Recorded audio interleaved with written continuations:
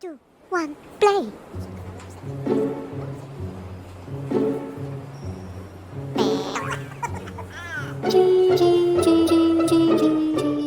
Welcome back to Obscurus Gaming, and today we're playing Headbangers Rhythm Royale, released just last week to all major platforms. I've had my eye on this for a little while, so I was pleasantly surprised to see it released to Game Pass on day one. At first glance, you may think this game looks and feels like Fall Guys, and, well, you'll be mostly right. But is it better than Fall Guys? Well, let's find out. When loading up Headbangers for the first time, you'll feel again right at home if you've put in any significant amount of time with Fall Guys. There's a singular party game mode to select from at the start, and then there's a season pass of challenges, a costume screen, and a shop. Before anyone complains, there is no real-life currency here. Everything will be earned by simply playing the main game, which as a $20 paid game to begin with for most platforms, it is refreshing to say the least. I know that's setting the bar very low to say, wow, a game that doesn't microtransaction you to death is good, but hey, that's kind of where we are at with games these days.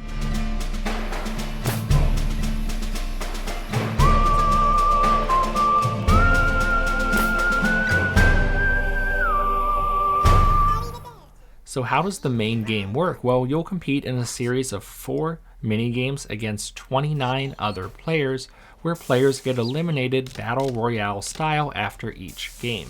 It goes from 30 pigeons in the first mini-game to 20 to 10, and then if you're good enough, 5 people in the finals. I played probably 20, 25, maybe 30 times before I finally broke through and was the last man, or should I say pigeon, standing. Similar to Fall Guys, this is the ultimate goal, and even though there's no crown to win, winning a round will lead to a huge increase in in-game currency, along with completing challenges to unlock costumes, taunts, and other goofy things to keep you engaged for a bit.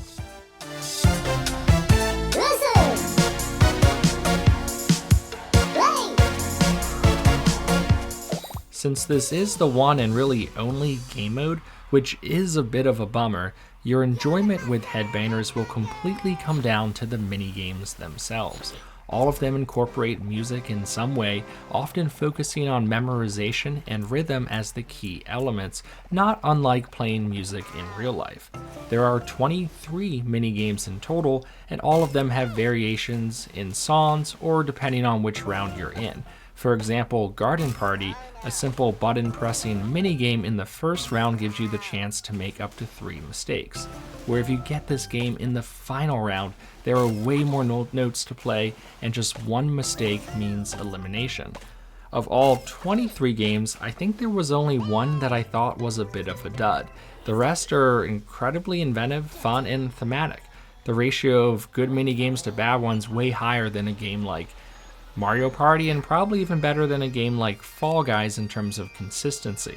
My favorite minigame is called that 70s race, where you attempt to play 3 spinning vinyls without making a costly mistake, and it's not easy, but a ton of fun. I also really like this rap battle minigame that involves memorizing a series of words and then playing them back in order and in the same rhythm, which is again not as easy as it sounds, but a ton of fun.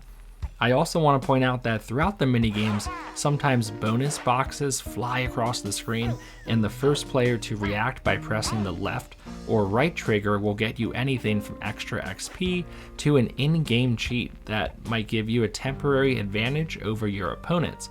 This twist adds even more to the game's franticness at times, forcing you to multitask and potentially lose your much-needed focus for success. Dream! This dream this was your dream.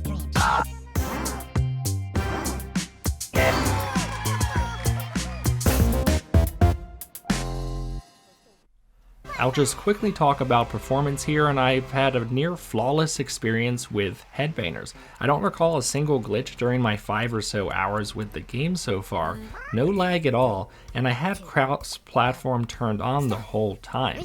Now for Switch users, I can't say if the game runs as well as the Xbox version, so definitely dig deeper into YouTube for clips of that, but I can 100% say that the Xbox version with cross-platform works perfectly.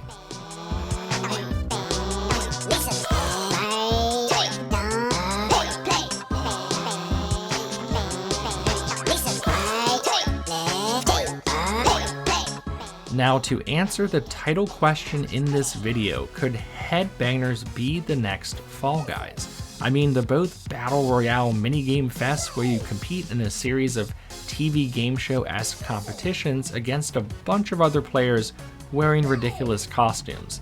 While even with those similarities, no, I don't think so. It does a lot well and isn't some cash grab trying to phone it in like so many of these games tend to do, but it just has some inherent things working against it.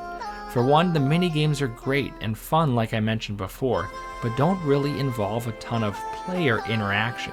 Even though you are competing against other players, you don't directly interact with them most of the time, with the exception of games that are 1v1 duels. It's usually simply the players who perform the best move on to the next round, where in Fall Guys, almost all the games involve players running around together, physically interacting with other beings, and that leads to a greater sense of socialness and chaos too, for lack of a better word, things that don't exist all that much in Headbangers. Also, because this game mimics the Fall Guys style so closely in a ton of areas, from the overall style to the menu navigation, really everything except the minigames, Headbangers just doesn't have that originality that Fall Guys had when it was first released. It's certainly a fun game if slightly overpriced at $20 with a glaring lack of game modes, but what is here is a ton of fun, polished, and potentially worth a few nights of your time. Thanks for watching everyone, and I'll catch you next time.